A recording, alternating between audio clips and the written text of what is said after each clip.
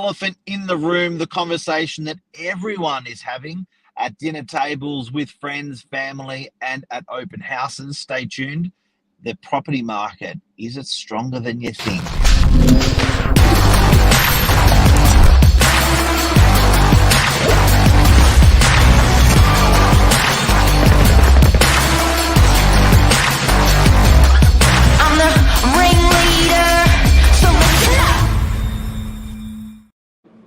All right.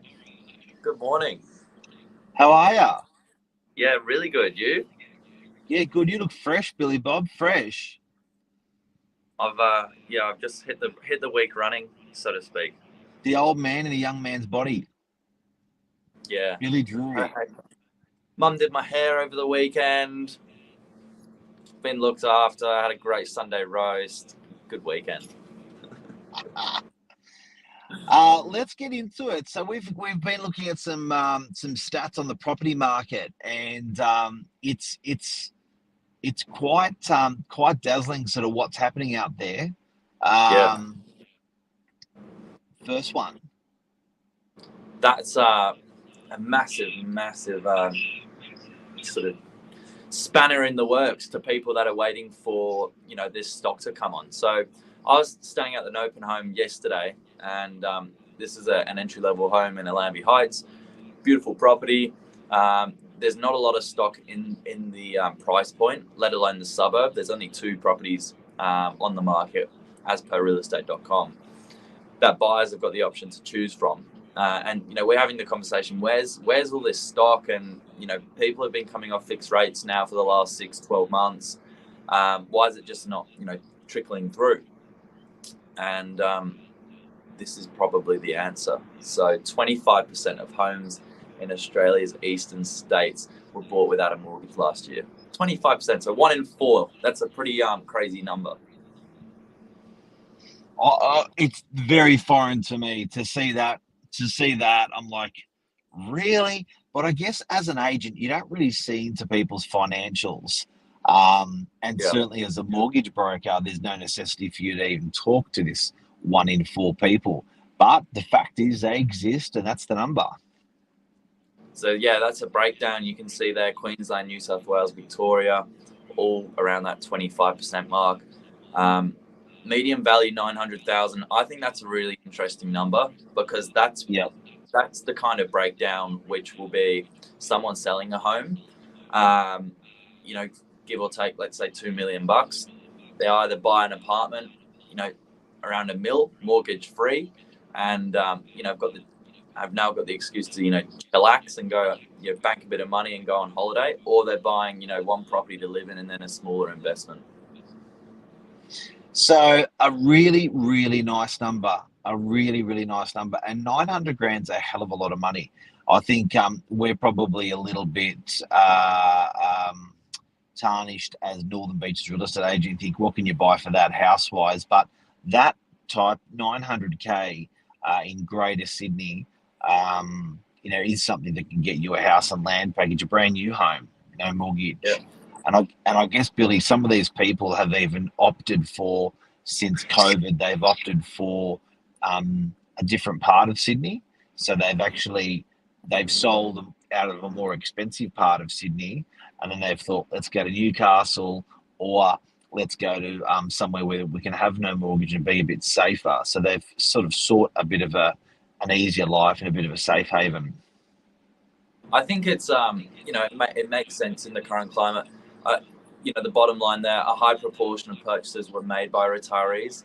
And I had some news broken to me over the weekend that my parents are joining this club. It's a pretty exclusive club.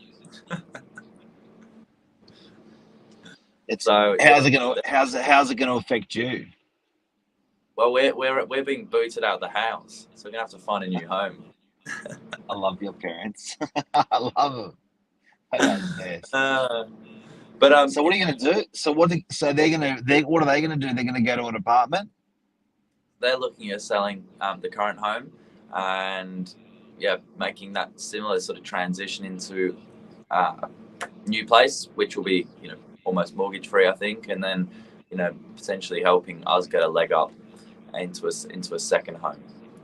but then it gives people the opportunity to just take some of that debt away and make a bit of savings, I think. Oh, I'm sorry to hear, Billy, but I'm also excited to hear it.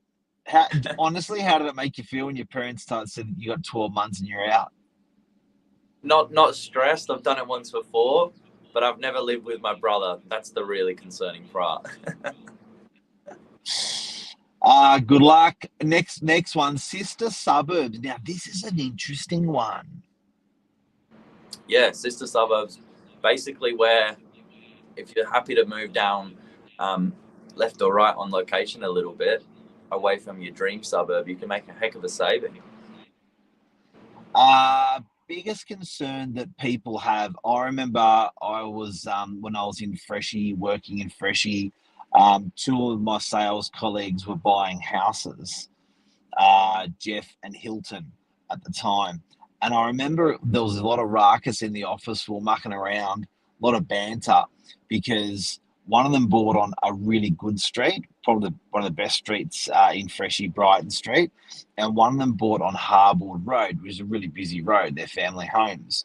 So, any opportunity, cheeky salespeople were always knocking each other around. We were saying, mate, Hilton, you're not going to make as much money.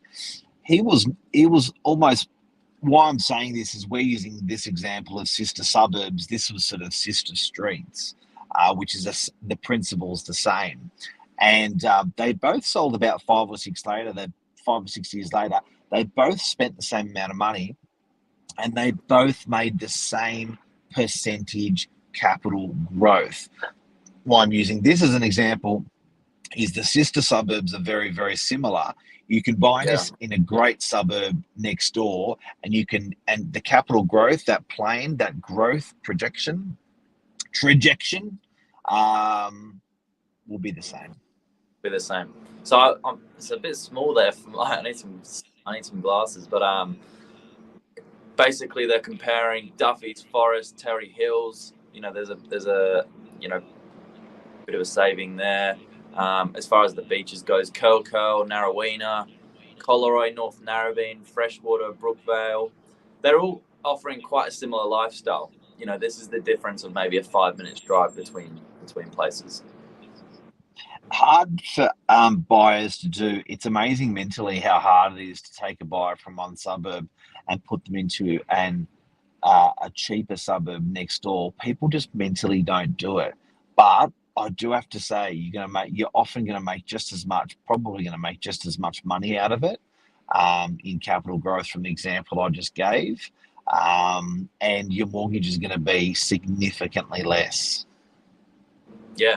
The lifestyle is similar. It's a win-win. Yep. And then back to our median price is how we started the segment. So the mortgage cliff that everyone's talking about, there is always something someone's talking about, what's going to happen in 6 months, what's going to happen in 12 months. There's almost this looming threat. If it's not mortgage cliff, it's something else. So I'm just used to it. You're just used to it. Do you think we're going to see a flux of stock? No.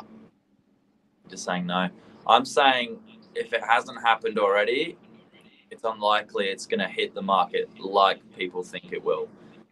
We may see it trickle in, and that's no different to a seasonal adjustment. We always talk about a spring influx, and we always talk about a busy summer or quiet winter. There's no different to a seasonal change, but I don't think it's going to be any different to what we've seen before. It might change a little bit, but it's not going to be something too crazy, I don't think.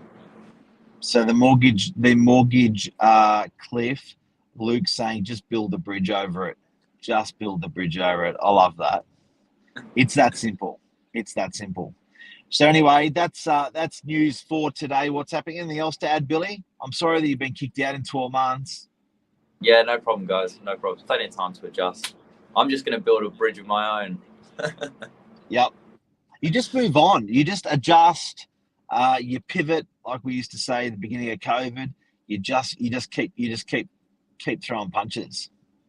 Keep going. That's it. Have a good day, guys. Have a good day, everyone. Cheers. Thank you.